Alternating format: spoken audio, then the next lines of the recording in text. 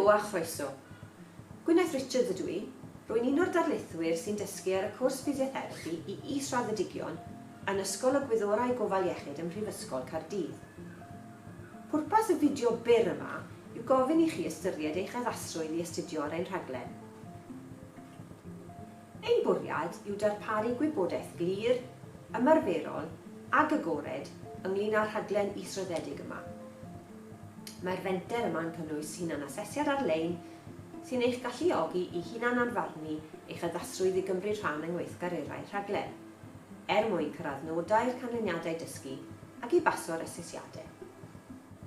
Mi ddylai hyn wella'ch tebygoliaeth o lwyddo ar y cwrs BSc gydag anrhydedd yn ffisiotherapi. Mae'r tudalennau gwybodaeth addasrwydd ar gyfer ffisiotherapi yn egluro'r math o dasgiau a gweithgareddau sy'n rhoi'r cyfleoedd i chi i gyrraedd y nodau angenrheidiol. Rydym wedi datblygu'r adnodd am ddau reswm. Yn gyntaf, ein cyfrifoldeb ni yw sicrhau bod ein graddedigion yn ymwybodol o bwysigrwydd fitness to practice, sef eich bod yn addas i ymarfer fel ffisiotherapidd. Mae hwn yn ofynnol, cyn gallwch chi gyfrestru gyda'r cyngor proffesiynau iechyd a gofal, sef yr Health and Care Professions Council, HCPC, a mae'n golygu bod graddedigion yn medru ar y sgiliau, gwybodaeth a chymeriad i gyflawni gofynion y proffesiwn mewn ffordd ddiogel ac effeithiol. Yn ail, rydym yn gweithio'n galed i fod mor rhagweithiol â phosib. Ein bwriad ydy gweithio gyda chi ymhell cyn i chi gychwyn ar eich astudiaethau, mwyn canfod a oes angen ystyried unrhyw gymysiadau rhesymol cyn i chi gychwyn ar y rhaglen. Mae hyn yn cydymffurfio gyda'r ddeddf gydraddoldeb 2010 sy'n pwysleisio ar fod yn rhagweithiol. Drwy drafod pethau'n gynnar, mae modd tywel i gyfidion a sicrhau, gymaint â phosib, bod ein myfyrwyr ffisiotherapi yn addasu at fywyd prifysgol yn hwylus ac yn barod ar gyfer y flwyddyn o blaenau. Cyflwyna'r tudalennau am addasrwydd ar gyfer ffisiotherapi, pwyntiau am wybodaeth a'r sgiliau sy'n angenrheidiol o fewn y rhaglen. Enghraifft, beth allwch chi ddisgwyl mewn darlith neu tutorial, gan gynnwys yr amgylchedd a beth ysgwiriol ohonoch chi. Neu'r sesiynau ymarferol, lle fyddwch yn dysgu am yr ochr o wneud pethau fel ffisiotherapi. Yn ogystal, mae'n cyflwyno'r rhinweddau hanfodol hynny sy'n perthyn i'r maes proffesiynol, gan bwysleisio ar bwysigrwydd, eich agwedd, ymddangosiad ac ymddygiad.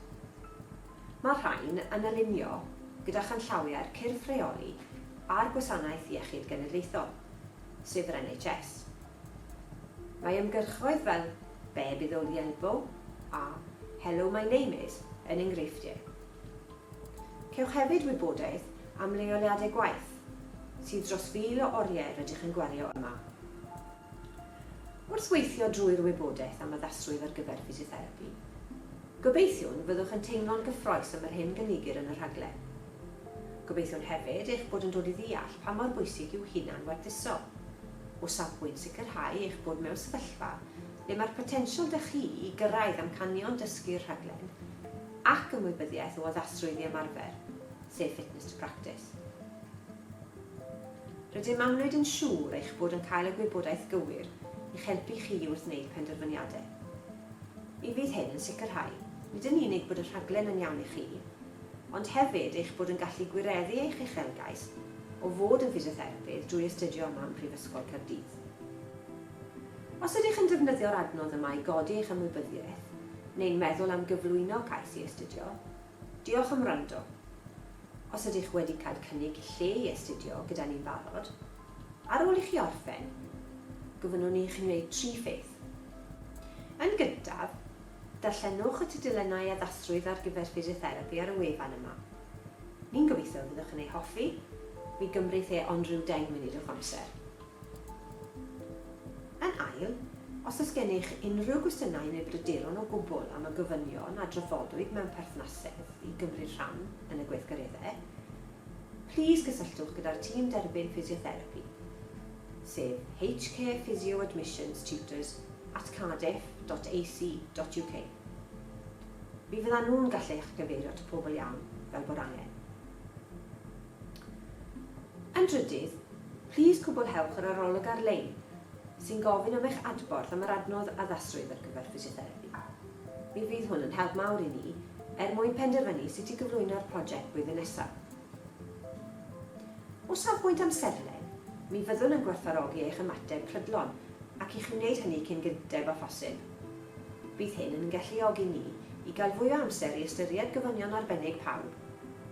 Mae'n hanfodol bwysig ein bod yn ymwybodol o'ch gwestiynau neu bryderon cyn i chi gychwyn ar y rhaglen.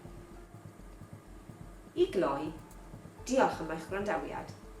Rydym yn wir obeithio bod y wybodaeth yn cyflwyno'r gweithgareddau fyddwch yn cymryd rhan ynddynt ar y rhaglen mewn ffordd gyffroes. Edrychwn ymlaen at glywed wrthych chi os oes gennych chi unrhyw ymweliadau, a gobeithio gwelwn i chi'n fuan.